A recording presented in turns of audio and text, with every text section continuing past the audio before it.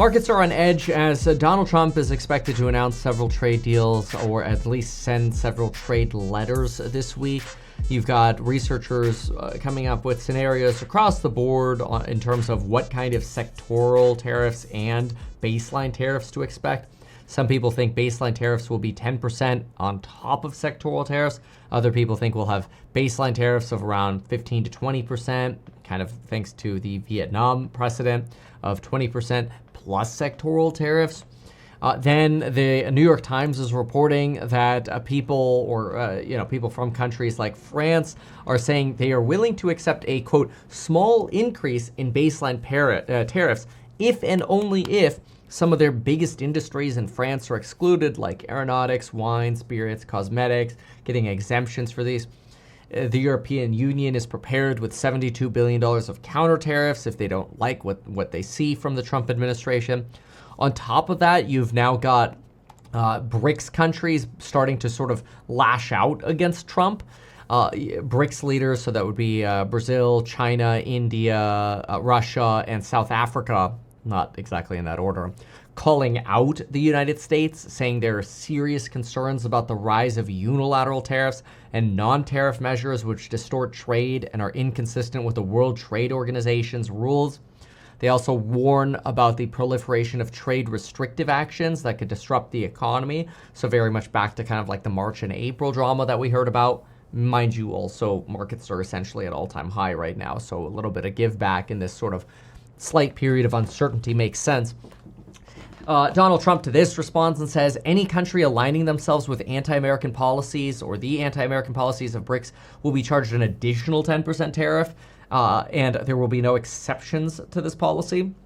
So this is kind of where we have to remember that there are the Trump priorities and sort of the way Trump negotiates as well as what other countries say. So the biggest risk is that other countries coalesce together and fight the United States. Not only the EU, but maybe EU plus China or EU plus BRICS, right?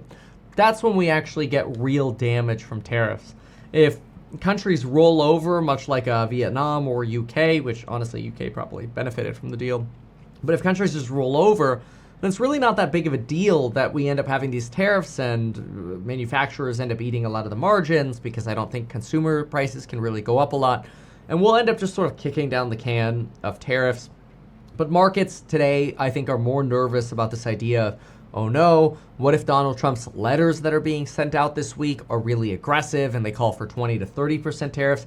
And this is some kind of new Liberation Day announcement where, all of a sudden we're going to get some crazy retaliation in response to some initial crazy letter. And we're back to sort of negotiating and deadlines and all this disaster, right? Bloomberg is taking an interesting point right now. The doomers are saying that right now it makes sense to pick up some cheap protection, and maybe that's a little bit of what we're seeing in the stock market right now. They're suggesting volatility is relatively low, and therefore the premium for picking up protection right now might pay off well, especially if people get nervous over the next few weeks about some of these tariff issues, and that maybe there would be a blessing to pick up some protection. It's also possible that, people are looking at this going, we've done really well. Maybe it's time to take a little bit of money off the table and just have some extra cash sitting on the sidelines. Bloomberg says markets do not expect meaningful moves in the next few weeks as we have now de facto extended the deadline to August 1st. However, there could be a quote-unquote shock absorber dynamic that suppresses realized volatility and invites systemic vol-selling strategies to increase exposure. Blah, blah, blah, blah, blah. Okay, this is basically just a fancy way of saying cheap equity downside could be a good thing to pick up.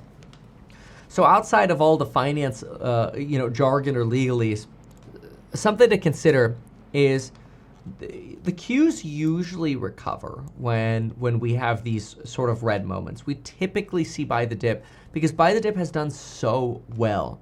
In my opinion, I think the Trump administration and Bessent will broadly take a very optimistic approach towards tariffs because they realize that's what basically brought markets to all-time highs in the first place. So they'll continue their optimistic tone. While at the same time, other countries, I think, will quietly murmur over how they're frustrated by these tariffs. But if things continue the way they've continued the last 3 or 4 months, we'll just end up being in a kick the can down the road place. We don't really have any catalyst this week other than this July 9th catalyst of letters going out. And again, tariffs aren't even being assessed until August 1st. And I don't really think the FOMC minutes that we get this week are going to be a big burger. In other words, I think they'll be a nothing burger. So really, you're somewhat in a low catalyst week with no catalyst really today. Consumer credit at 9 a.m. tomorrow, California time. Wholesale trade and inventories at 7 a.m. on Wednesday. FOMC minutes on Wednesday. Initial claims on Thursday. And that's it. Then it's mostly just focused on tariff policy. You know, Iran, mostly quiet, although some people are saying Iran's going to want nukes again. They're going to go back for nukes. Who knows? This is all just conjecture at this point. Obviously, Tesla has its own issues, which we talked about in a separate Tesla video. But the market broadly, I don't see huge, big negative catalysts here that would suggest that it's going to be an easy play to go, oh yeah, buy puts on everything. Who knows? Maybe we'll end up getting a Trump lash out because he feels confident because the market is higher. That is possible. It would just be unlike what we've seen over the last 3 months. So that said, nothing really to say why the market is so negative now. And maybe after these letters go out, we'll be right back to sort of buy the dipping.